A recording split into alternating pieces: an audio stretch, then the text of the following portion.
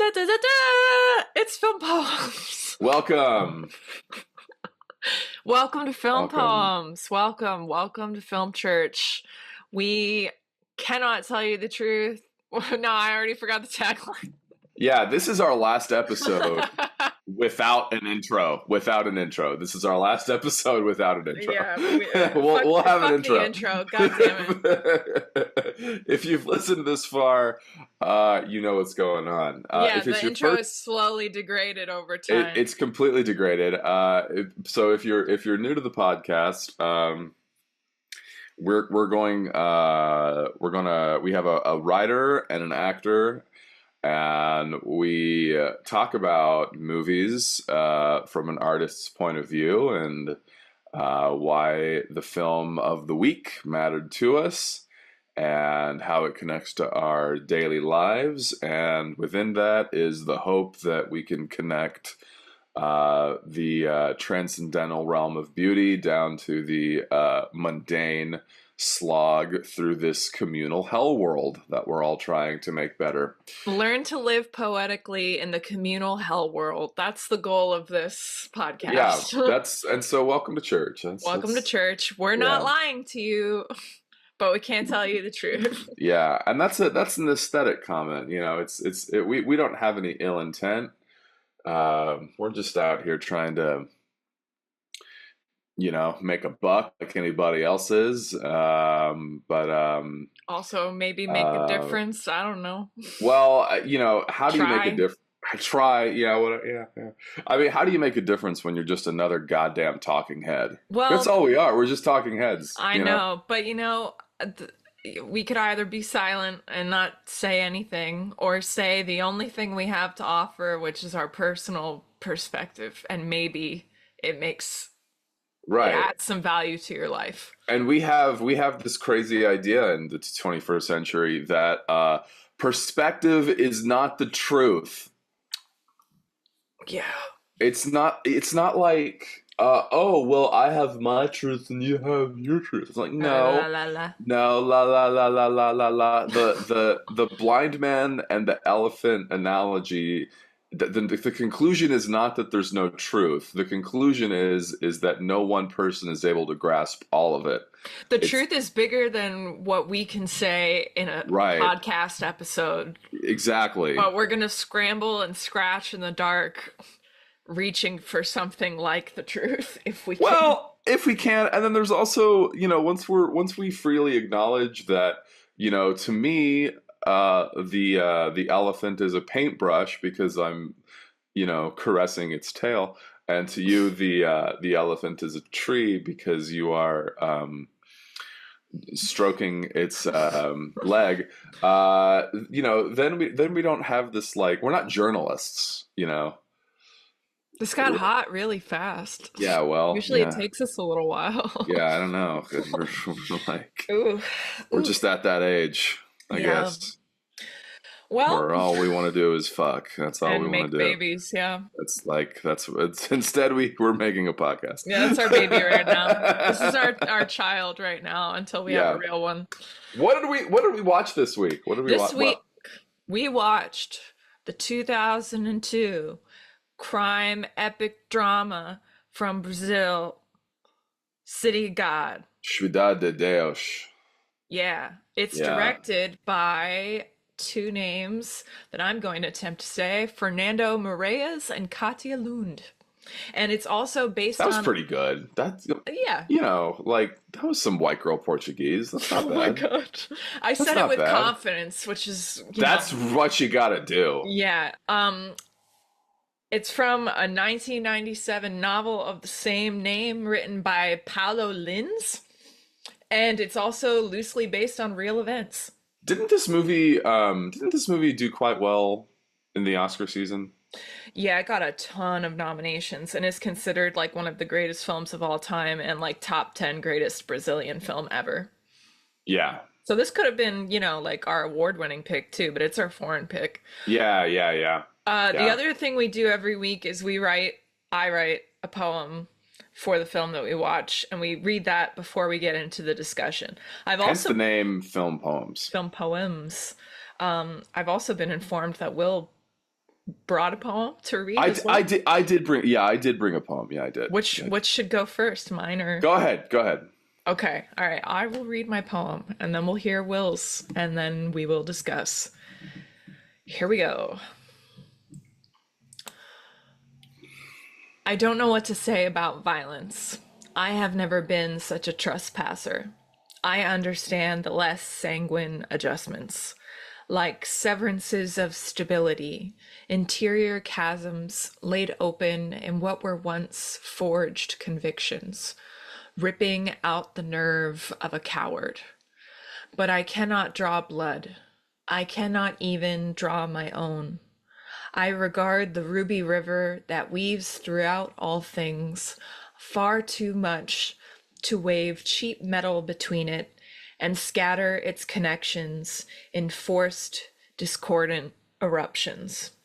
I do not need to rise from this earth as an unwelcome hellion, set forth by and defiling my commander. I need not feel I have more power than all that gave it to me in the first place. I am like those women, those lovers, with curved, spare, abiding hands, who beckon you to emerald pastures, life on the farm, life on the mend, life in the belly of the sun.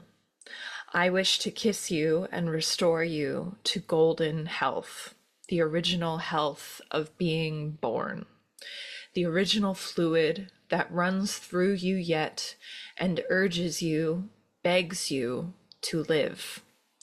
Don't just live for me, for I have not been your captain. Live for all that life wants you to be, and all that you have yet to see, and all that would be lost if this day you chose to be a Titan. Wow, I love it. It's so good. Thank you. Oh man. You want to talk about it? That ripping line, really. The ripping out the nerve of a coward. Yeah. Yeah, I like fucking with people mentally. I like mental violence. So maybe you should put an asterisk right by the word violence, and then under you can put physical violence. I won't take your life. I'm just going to utterly destroy it.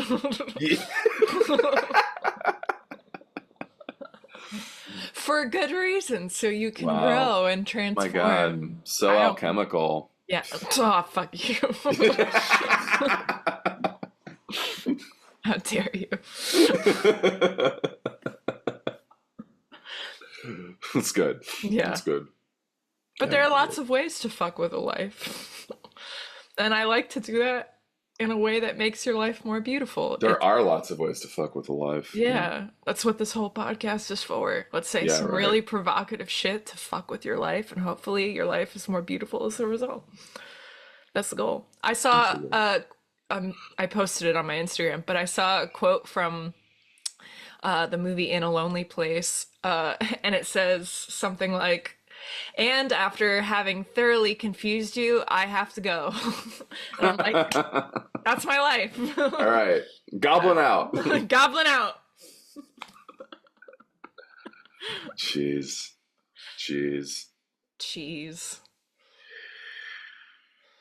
Very, very topical to the film too.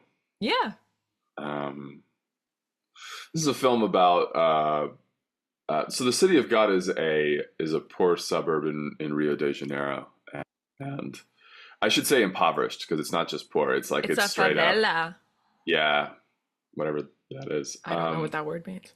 Okay, yeah, me neither. That's what it's called. But the only people that are doing well there are drug lords. And so predominantly the story is about one young man who becomes a drug lord, and another young man who becomes an artist. One who has the thirst to shoot people, and another who has the thirst to shoot pictures. Yeah. Yeah. Do you want to read your poem real quick? And then we'll Yes. talk more about the plot and everything. Yes. So I kind of debated if I was going to bring this in. This is not something I wrote. Okay. All right. But the movie is about drug gangs, so I thought it would be a good opportunity to honor a friend who, sadly, a very close friend, and also a collaborator, artistic collaborator, who unfortunately just lost his life to, we think fentanyl. We're not really sure, but it's certainly related to that. He had just gotten out of rehab and was clean for 3 months, and looks like things didn't go his way. So he's a great writer. His name is Buckley Rue. He's a novelist, and this poem is from his first book, and it's called Afterlife. I dreamed the puddle was an ocean. I dreamed of sailing ships like whispers on the trembling lips of waves, whispering to stars like secrets in the night, and the night spoke back. I carried the moon like a celestial bride through the front doors of perception, and all appeared as it was, for better or for worse.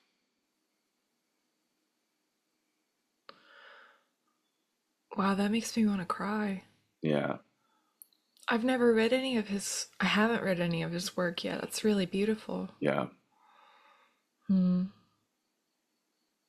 Thank you for bringing that. Yeah. So his name is Buckley Rue. So if you're listening out there, you want to know more about Buckley, you can check out his first book, which is called Afterlife. We could put a link for it in the description. Yeah, we can do that. We can do that.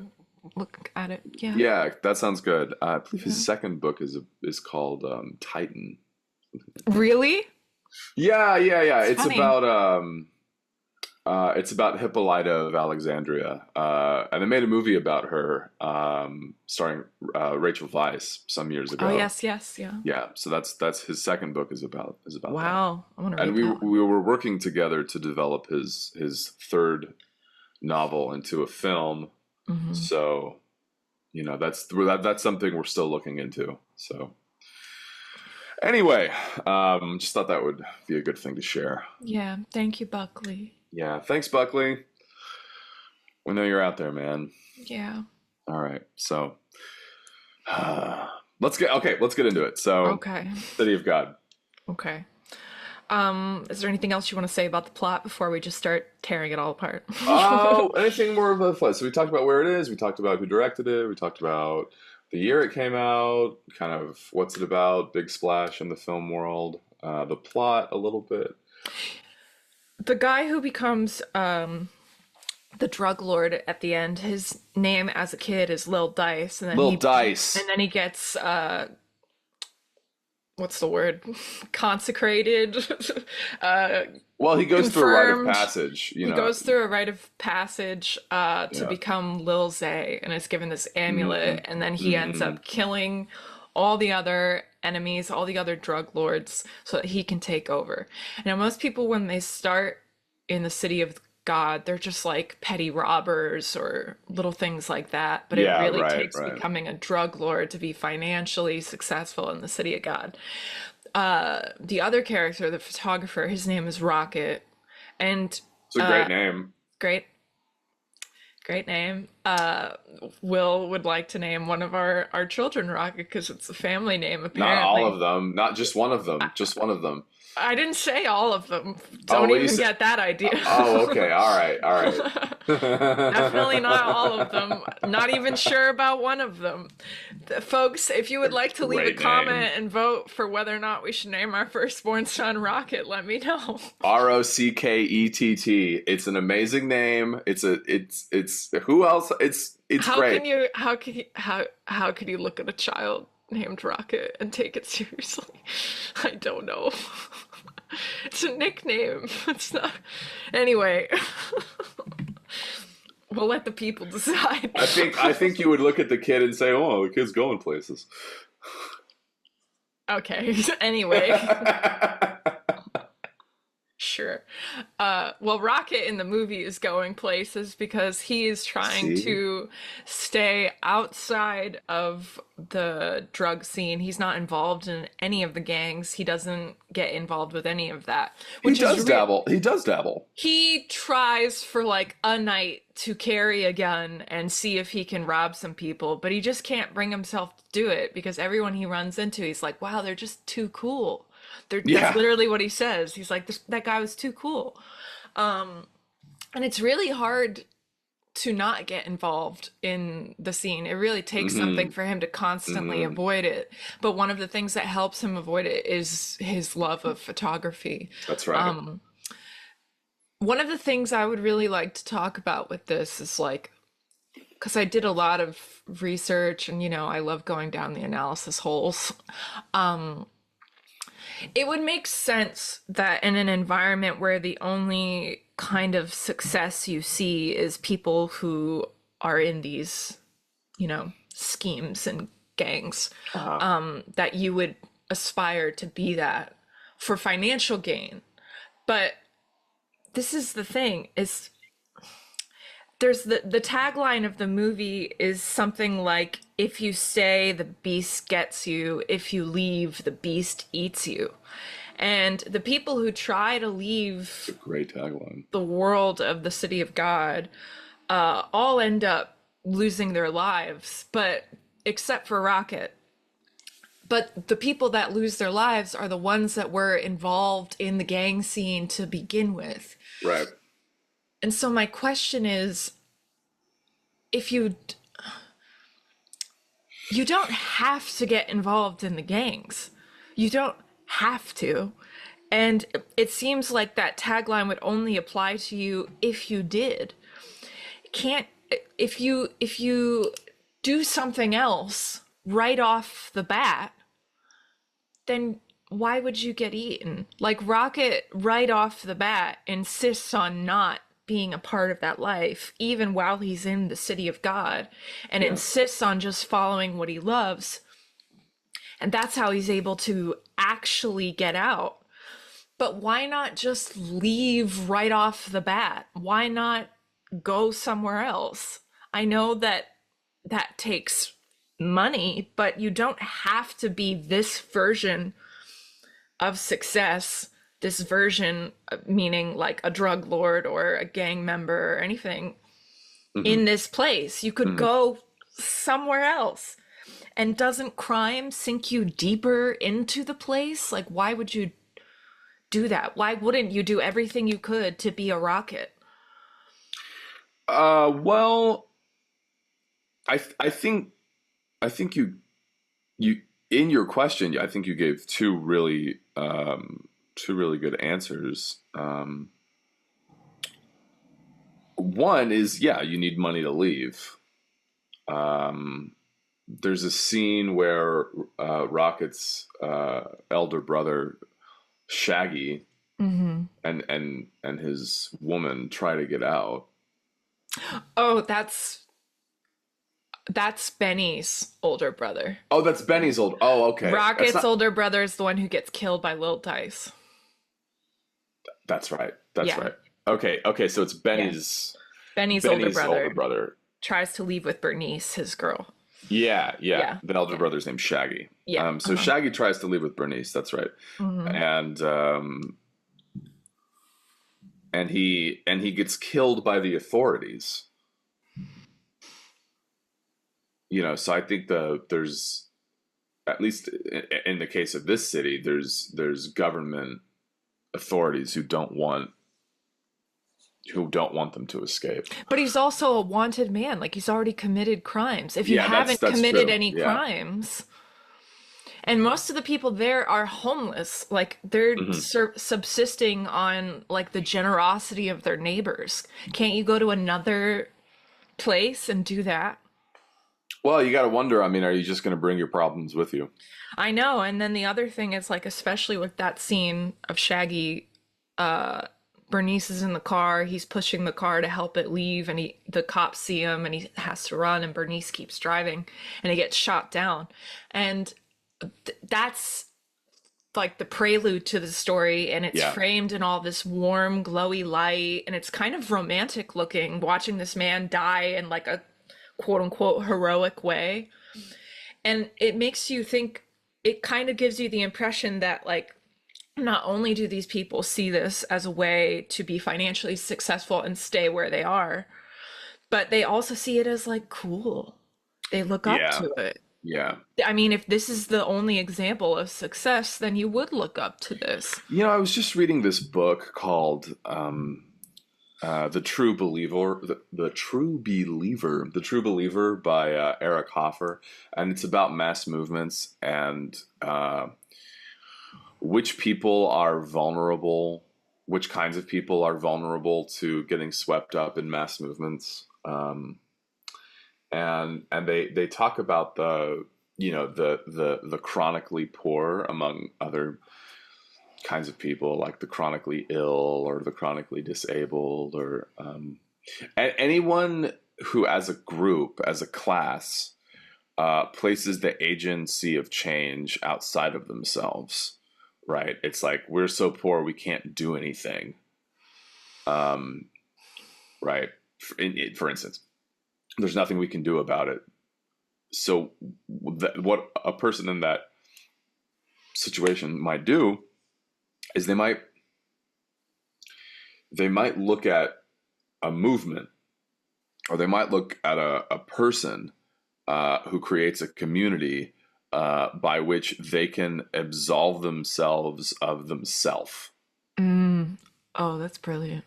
Right. Like you give up your sense of identity to be subsumed into a larger category. Identity politics works like this. Yes. So that then you can have an identity that's greater than yourself, and that alleviates the pain of not feeling that you're an agent of change in your own life. So maybe that's something that's going on, right? That they're giving up their identity to go into the imagery of some kind of, highwayman or something like that. So they already feel powerless. So just go ahead and get subsumed into a gang where you are powerless, but you'll get you'll have some power, right? Yeah, because you'll have rank and you can rise up. But ultimately you're powerless still in the gang, because you're gonna eventually either get killed, get arrested. It's just like in The Sopranos. You get killed or you get arrested. Those are the options. That's it. No one has a happy ending when you're in a gang. That's what we know. That's one of the things that we know about gangs, is that, particularly young men with no direction, looking to fulfill that need to undergo a rite of passage, or to grow up, or to mature, to become a man, will then join these gangs. Especially then in this particular story. I mean, they don't have TV, they don't have magazines, they don't have movies. They got shit. They don't have anything to offer them another version of something to look up to.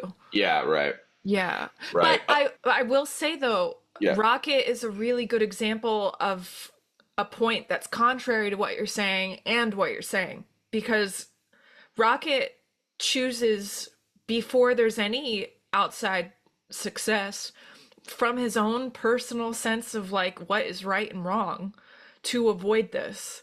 He just knows it's not the right thing to do. It's not the path for him. He's not going to do it. And he chooses that from his own inner self.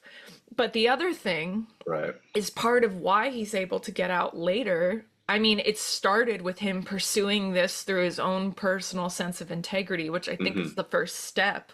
But I heard in one of the videos I watched that Rocket wins, and he's the only character in the entire story who's able to actually leave the city of God, because he's the only character who becomes wanted, not like a criminal, but like desired by the outside world. The outside world sees him as valuable and wants to pluck him out and put him in their world. Right. So there is some sense of like, you need the outside force to alter your station, but he also separated himself right off the bat through his own volition. So it takes both, I think. Yeah, I think that's true. You do need, Bob Dylan said it, right? You're gonna have to serve somebody, right? Yeah. So, I mean, in any situation where you're trying to rise above your state, you have to cultivate patrons. Yeah. You have to have just like us. Join us on Patreon. Please join. Yeah, we didn't mention it. Join us on Patreon. Yeah, that's part of the intro. Yeah. I'm not sure if you join us on Patreon, if you're our patron or if we're your. I think you, the listener, are our patron. So if you want to be a patron of the arts, if you want to be a patron of the arts, like this is how you do it right here. Just join someone's Patreon. is to join. Just to join. Join us. Lose your identity. Subsume your identity and reemerge as a patron of the arts. Particularly ours. And but in order to prove that value to the upper class or whatever it is, you do have to have that sense of self. Because you have to make something of value. It's not it doesn't matter what system of government or economic system you're in. You still at the end of the day have to make something of value. But I think we have to be specific and define value a little better, because because technically little z is providing value. People need drugs. People need security on the streets, and by removing all the enemies, he actually creates a lot of order. People are able to drive again. Like there's not shootouts and holdups anymore.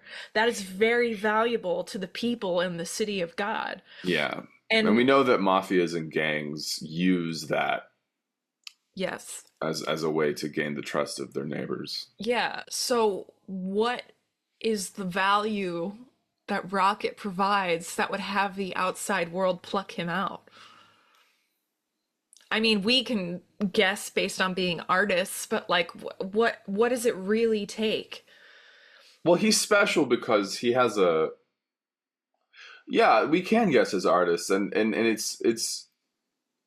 One of the things that I do in my spare time is mentor artists that are haven't yet taken the plunge. Message Will if you'd like to be mentor. I'm not trying to make money off that. Oh, okay, never mind. I have to meet you in person and get to know you and all right, all that, and hopefully you encounter Will. Just watch you wince as you find yourself unable to start your life. That's what I'm talking. That's when I say make the plunge. That's what I'm talking about, is getting over that initial dive. But no, I lost my train of thought. I'm sorry. No, it's not your fault. I didn't get lost legal sign. So what were you asking me? The value of Rocket's photography versus the value of like what Lil Z is doing. Okay, thank you. Yeah, so this is what I tell young artists, is that it doesn't matter how good you are. It doesn't matter because artists will say, well, what if I'm not any good, right? So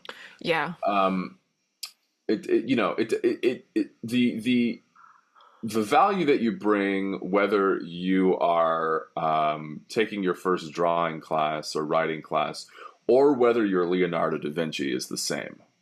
Yeah. And it's your perspective. That's the value of an artist, is their perspective. That's what they have, right? It's what you have to say. So that's what Rocket has. Yeah. He has a perspective, and it's literally mediated through the film, because he's able to take pictures that no one else can take. Yeah, yeah, they can't get in the city of God, the people that he works for, but he can. But So he can. that's extremely valuable. Yeah, Yeah. yeah, yeah, yeah, yeah. Yeah.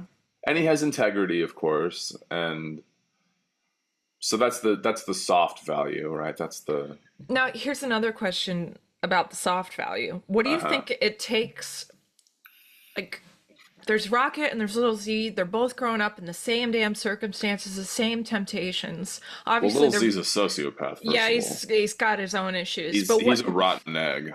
yeah, but what do you think it takes besides mental disorder or not mental disorder to see an environment of such evil Mm-hmm. and and for one person to go, I don't want that, and another person to go, I do want that? What do you think that takes? Fate. I think it's fate. You think it's fate? I think it's fate. Yeah. Yeah, Little Z is a born killer. Yeah, I mean, loves it. He loves. he massacres all the women and the men in that brothel just Yeah, for the fun of it. when he's a kid, When he's a child, and he's just yeah. laughing. It's Yeah. yeah. Yeah.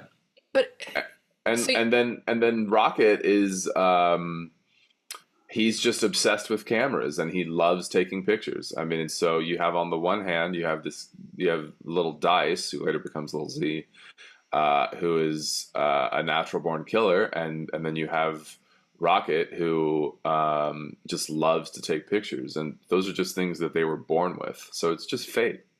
so you think it's just what you're born with that gives you a predilection to something that someone else wouldn't have a predilection towards? Yeah, yeah. We all have unique gifts. I agree with this. I was just wondering if there was something else. Well, yeah, I think there's something else too. Is that you have to. I'm gonna get canceled for this, Go ahead. but you have to have purity, and I don't mean like Yeah. I don't mean chastity.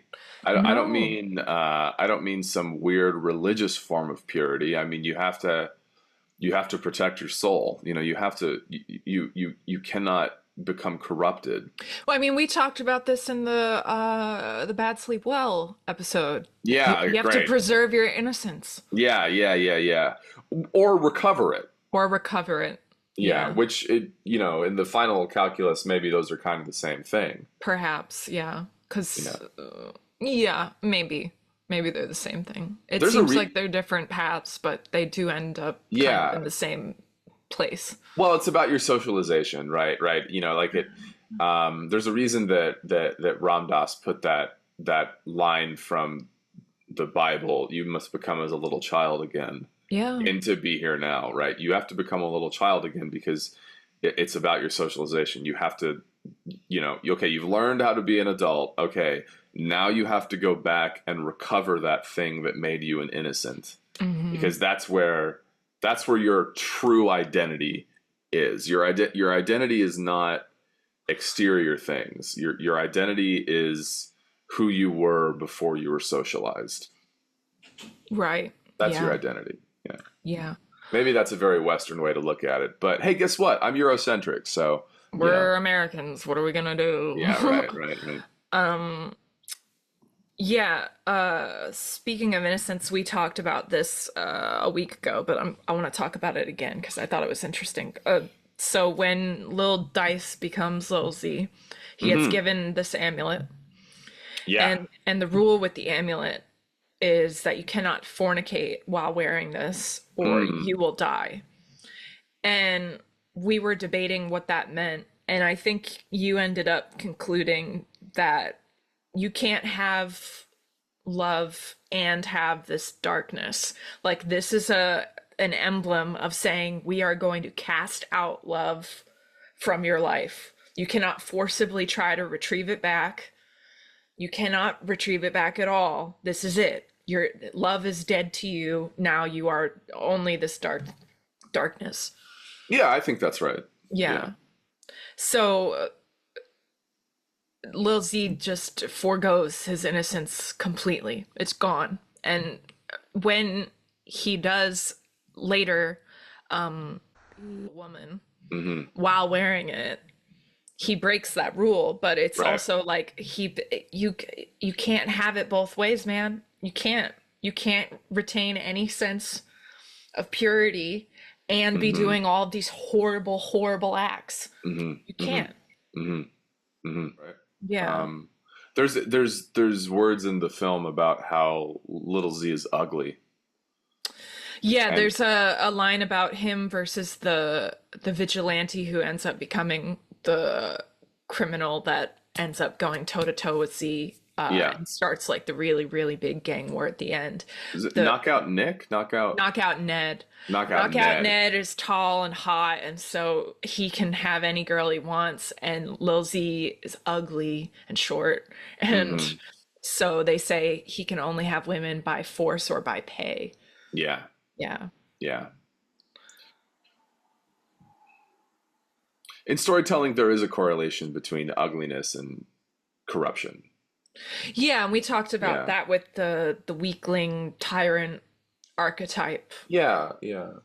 I mean, like Richard III is kind of the best example. Is that, you know, he's ugly.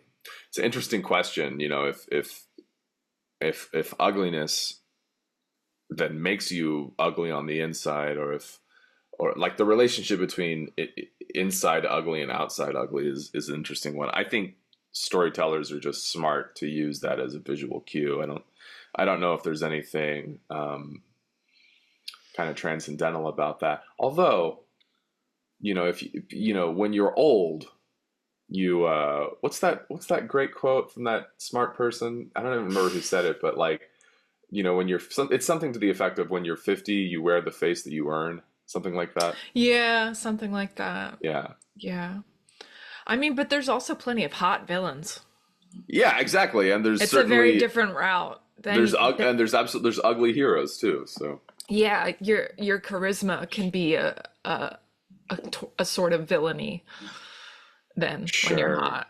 Yeah. Yeah. But when you have to play dirty because you don't have looks, that's when things get really I mean, the ugliest person in the world is and always has been Mel Brooks, and you know, he did great. Well, because inside look at just Anne like Bancroft. Yeah. I mean, it's just a ball of sunshine. Exactly. That's what I'm saying. Is that you know, it's your inner beauty that gives you that glow. You know, if you're blessed with good looks, you know, that's a blessing. But I mean, just symbolically, I think, because you said that storytellers were wise to cast their villains as ugly, like that. I think that's what they're trying to say. I think artists are little piggies. You know, they'll just use anything that they can use, like in the trough. Do you see that reel with Russell Crowe where he's talking about like to be a good actor, you need to be a little piggy, and you need to get in there and just I should send that to Ryan. He would love that. Yeah, that's jokes funny. About piggies all the time. He does joke about piggies. Yeah. The other thing that was Tim Dillon. The other thing that's interesting is even when Rocket does move out of the slums, he only gets a slight opening of the door. He doesn't get a whole life change. The film ends with him getting just an internship. Even after taking all these photos that put his life at risk again and again and again and exposed so much, all he gets is an internship. That's right. Yeah. And you were saying that it's still better to have a path slightly open to you than to stay and be in the slums. Well, yeah. I mean, it's that whole thing of like, you know, life will show you the door, but only you can walk through it. Mm-hmm. And remember from the film, it's enough. The internship is enough for him to say, I am a photographer, and then he gives his real name. Yeah, we finally get it at the very end. It's like the last thing we hear. Yeah. Yeah. So it you know, the value is then finding out who you are and being able to stand on that. That's the church you know, that's where you build your church is your I am. You know, Guy Ritchie says that all stories are about this. Yeah, becoming yourself. Yeah, it's that's what he get. I mean, yeah, it's an internship, but it's fine. It's the way towards becoming yourself. That's the way. Yeah. He's there. He's there. He's achieved that, and now he can live his life authentically. And it's not even like he'll reach an end point where, oh, now at last he's become himself. It's like, no, once you're on the path, that's it. You're becoming yourself. You're there. You're there. So he can call himself a photographer now, and he'll go on the rest of his life continuing to become himself. And rockets are they're vehicles, you know. Yeah, so upward. And then it has to land, right? You know. Yeah, on the moon or somewhere cool. The moon. The moon. If you take photos, you'll get on the moon. Yes, the moon is way cooler than your And there'll world. be moon photos which are superior to Earth photos. Earth photos suck! If you know what we're referencing, let us know in the comments. Let us know in the comments. Yeah. This is how you build a community. You just put out references and don't you know, don't contextualize them. Some people will be like, oh, inside jokes, not cool. And other people will be like, oh yeah, inside joke. Yeah, I get it. Yeah. Cool, they watched Aqua Teen Hunger Force. Oh, now you did it. Now it's fine. It's such a they had some time to figure out the reference, and now the people that didn't know. No. All right. You don't know, now you know. Okay. Another question in a different direction I want to ask you. All right. So Lil Z has a right 20 hand. 20 questions here. Hey, I'm asking the questions here. Lil Z has a right hand man from the beginning as a little kid. Ah, yes. And that is Benny. Benny is He's my good time boy. He's my good time boy. Benny is the cool hood. That's what they call them. He's the one who gives out the free drugs. He's beloved by everybody. He's like wearing the cool clothes. He's buds with everybody, but he's still under Z. If this were the mafia, he would be the consigliere. Yeah. He'd be still. So my question to you though is, Z is not just any king. Z is a tyrant. Z is a Mal king. Mm-hmm. So we talked about the value of a Benny to a Lil Z being the guy who, you know, cleans up the messes, keeps up the peace, keeps everything cool, doesn't like disturb little Z. But for Lil Z, like, part of what sends him off the deep end is knowing that he's going to lose Benny, because Benny's going to leave the life and go live with this chick that he fell in love with. Right. So he knows that he's going to lose Benny. He knows that he's hated. He knows that the ladies don't want him. He knows all of this. So what is the value to someone like little Z to have a Benny? Because Benny is more loved and Z is more feared and respected. It seems like that would be a good balance in general, but if I were little Z, that would feel like a little bit of a threat to me, because people might want to follow Benny instead of me, you know? So what do you think is the value of having someone like a Benny Benvolio in your... Well, I think if Benny had not died, probably it would have come to that. Even though he's leaving? If he had stayed is what I mean. If he had not left and he had not perished, then it would have come to that contest. But well, I think, I mean, Benny's the only one around from the old days that knew Lil Z back when he was Little Dice. Yeah. And so, you know, once you get to the top, you can't trust anyone anymore because they're not really your friends. Mm-hmm. But Benny's from the old days. But is having someone, I mean, can he trust Benny? I mean, just because Benny's from the old days doesn't mean he can trust him. No, but it's different. It's different. He can't really trust him, but and you don't think the threat of Benny being more loved than Z like outweighs anything? That seems like really dicey to me. I mean, I don't know if it outweighs anything, but I think that their relationship is special.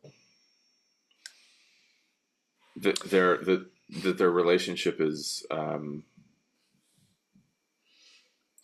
mean, Benny is one way that Lil Z has love.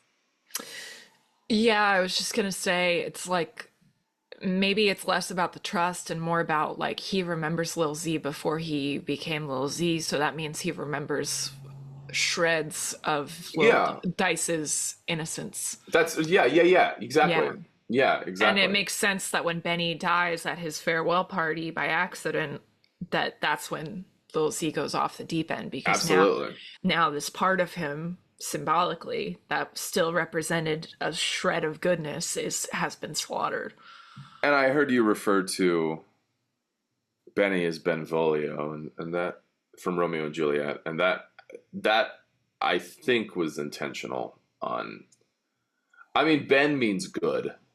Does it? Does it actually mean? Yeah, like Bene. Yeah, like Bene. Yeah, that makes sense. Although Benjamin is a Hebrew name and Bene is a Latin cognate, so maybe that's a false friend. That's what we call false cognates in the linguistics community. Not that I'm in the linguistics community.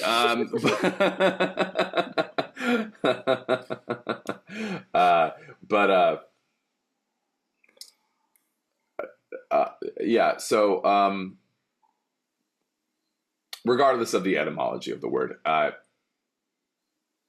Benny does represent goodness, and he represents joy and love and temperance and connection to people. Yeah. I mean, in that sense, as like the right-hand man of Z, it's really like Benny is the one who, it's like he's literally Z's hand out into the world. It's the only way Z has reach with other people. Yeah, that's right. And Benny's the only one who can draw them in. That's a good point. He's a salesman in a lot of ways. Yeah. Also occurs to me that there's interesting dynamics in group dynamics. You familiar with this about the leader and the first follower? We've talked about this, but tell the people, because it's really interesting. There's a great kind of YouTube video you can watch about this of these guys at this outdoor concert. So there's one kind of whack job who's out there dancing while everyone else is sitting on a lawn, and he just dances and dances and dances for like 2 minutes, 3 minutes, 5 minutes, and he looks like a fool until someone else joins him, and this is the first follower. Once the first follower joins, then everyone else, a dance party erupts. So the first follower legitimizes the leader. The leader's a pioneer. The leader does something incredibly risky, and then the first follower legitimizes the value of that risk, because they're the ones that see the value in it. Yeah, they're the ones that show people this is good, you should follow this. That's right, and then they show the people. It's like, yeah, you should follow it. Exactly. Yeah. So all leaders need a really good lieutenant. Right. Yeah.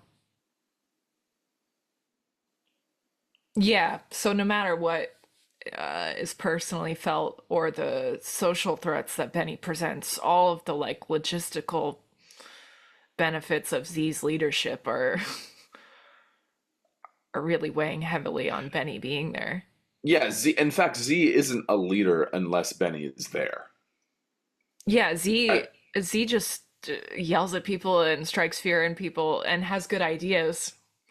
But right. But Benny's the one who like is the manager. Yeah. The people. Yeah.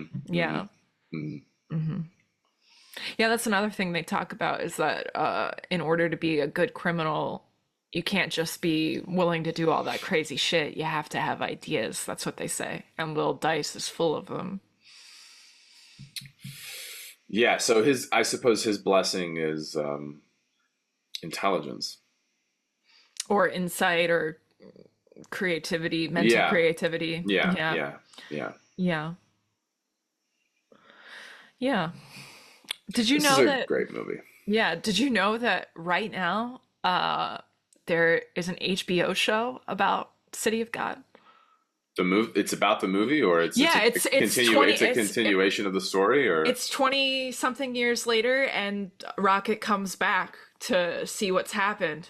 And he's taking photos and shit, and everyone's like, "Oh, it's the Amazing Rocket, the one guy who got out." Blah blah blah. You know, I guess if you're Hollywood, and you know, people don't want to see Despicable Me 7, but you know, you still can't afford to come up with new ideas. At least resurrect something like City of God. Yeah, at least resurrect something that's like one of the greats of all time. Is the show good? I haven't watched it yet. I watched the trailer. It doesn't look that good to me, but like, I mean, people said Many Saints of Newark was dog shit. Yeah, it's risky. I don't fucking Sorry, Michael Gandolfini and David Chase. I'm sorry. Yeah. I don't even know if David Chase liked it that much. I don't know. Well, he made it, so... Yeah, but you still have to... It's a movie now, so you deal with other people. I don't know. Yeah. But yeah, it's happening right now. Like the first season is happening right now. Okay, well, I'll have to check it out. Yeah. Oh man, yeah. Okay. I think it's all the like runts have grown up. They haven't been killed off. Everyone's the runts. So we should talk about the runts. Yeah, because everyone who's a drug lord there now is adults. So that means they made it. Like they stayed a long time, or adults stepped in and killed everyone. I don't know because I haven't seen the show. But yeah, the runts. The runts are the young little kids who want to be part of the gangs and are like murdering people, holding up, doing all kinds of crazy shit for the older gang members. Yeah. So that they can work their way up. But they are also the ones who slaughter Z at the end, which is so poetic. It's like Scar and the Hyenas. Yes. That's exactly what I thought of. Yeah. And it's perfect because Lil Dice, when he was a kid, was just so violent. So it makes sense that children would kill him. But one of the things that happens at the very end of the film too is you're watching Rocket walk by and he's talking about how he only got an internship, but that's still pretty great. And then you see the Rents walk by and we follow the Rents for a little bit and they're already making a blacklist and like talking about who's going to be in charge next and who they're going to kill to make it to the top. Like the cycle continues is the point. And then you get that line about I'm a photographer, my name is blah, blah, blah. But yeah, the Rents are terrifying. And there's so much child violence in this film. It's so upsetting. And there's chicken violence. Yes, I was going to say that Will has subjected me to one film a month where there's chicken violence and it needs to stop. There was chicken violence in Taming of the Shrew as well, which I missed, thank God. But I mean, technically, I guess it was a dead chicken on the table, right? That they were going to eat. That was. But it still has feathers, and its head is still there. So it's it's not like you buy a package of chicken thighs at the grocery store. There, I think I was too glued on Elizabeth Taylor's face to notice. Oh yeah. It's very easy to be distracted watching that movie. Yeah. But yeah, there's chicken violence in this one right off the bat, which is so upsetting. It's weird, isn't it? How, just strange, random patterns will just correlate into your life. Like, why chicken violence? I guess it's because your last name is Sanders. Yeah, exactly. Yeah, that's exactly it. Yeah, I'm karmically connected to the Colonel. Yeah. The rumor is that he is our family member, Really? Yeah, that's the rumor. But at least my branch of the Sanders family were not blood related, so. Okay. Um, like, okay, I don't know how that works, but all right. Yeah. But next week's episode will make up for it because there's kitties. There are kitties. There's a kitty and there's cute little monkey babies. There's monkey babies and there's a pig. Pig doesn't really help. I don't really like pigs, but at least it's a little pig. You don't like Whenever pigs. I see pigs, like full-grown pigs, it just makes me think of Lord of the Flies and Animal Farm, which I had to read back to back in school, so I just had like pig trauma. We're all equal, but the pigs are more equal than you. Pigs freak me out. Except for the little teacup pigs, they're fine. But you still have to watch out for with all of their extreme genetic abnormalities. Because one day they're going to grow up into a Lord of the Flies pig. So, it's a very short window that they're okay. They don't stay small forever, the little teacup pigs? Well, the teacup pigs, yeah, they're genetically modified, I think, to do that. But, what's inside them is a Lord of the Fly pig. Also, the Wizard of Oz has pigs, which are horrible. Those are the pigs. Dorothy almost gets eaten by the pigs until someone pulls her out of the pen. And there's Hannibal. That has pig. I have so much pig trauma just from the movies. I remember when we talked about this, and remember we were talking with my uncle, and we were like, "Wait, does this actually happen?" Like, and we looked into it. It's like, thing, yeah. Yeah, it's like, oh yeah, pigs will just eat anything. That's why they're pigs. That's why they're pigs. Yeah. Yeah. Yeah. So next week is Fitzcarraldo. Fitzcarraldo and Burden of Dreams. That's our double feature. We're just going to go full Herzog. I watched it last night. It was so great. It's a masterpiece. I can't wait to talk about it. But, we're talking about City of God today.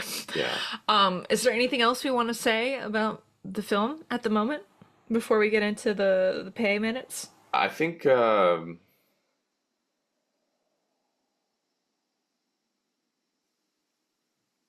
What do you? Yeah. I do want your opinion on one thing. Okay. That tagline. What do you make of that? Say the tagline again. The tagline is, if you stay, the beast gets you. If you leave, the beast eats you. Well, I think violence takes on a life of its own, is what they're saying there. And it's like the system eats you alive. So there's no escape, it's adapt or die. Man, I really hate system stories. I don't think it's a system story though. I don't think so either. I think it's more personal than that. Yeah. About like these particular two people's characters. You know how I feel about systems. It's just the wrong thing to be looking at. Yeah, I agree. Yeah. It just makes you feel like a victim when you're not. Well, that's exactly right. I mean, just going back to Eric Hoffer and True Believer, it's the the reason that we're so obsessed with systems is because we need some sort of non-human agent of change to justify the absolute canard that human beings can't change themselves or change their situation. That's the whole point, is if you need a non-human entity, pull from that within yourself, because you're not just a human being. You're fucking atoms dancing that just take the form of a fucking human being. And that could be God, that could be electricity, that could be a lot of things that are not human. So pull from that from yourself. Don't look for some fucking enemy outside of yourself to go, oh, my life is like this because of that. Right. Draw from within yourself. It just does not pass the vibe check.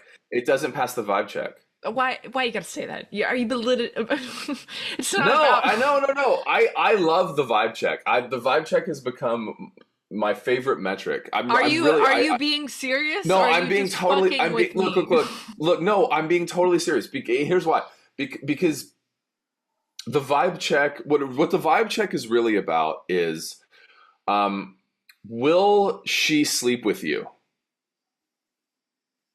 That's what the vibe check is, right? So if the party does not pass the vibe check, remember from Mad Men when I know what the vibe check is. Yeah, right. Yeah. Okay. All right. Good. I'm the selector. I fucking know what the vibe check is. Okay. So that's my point. Actually, that's my point. Is that if you pass the vibe check, then women will sleep with you, right? And they're the selectors. They're nature. And so how does that tell the people how that applies to what you're talking about now with what we're talking about? Well, I'm just saying it's a good metric because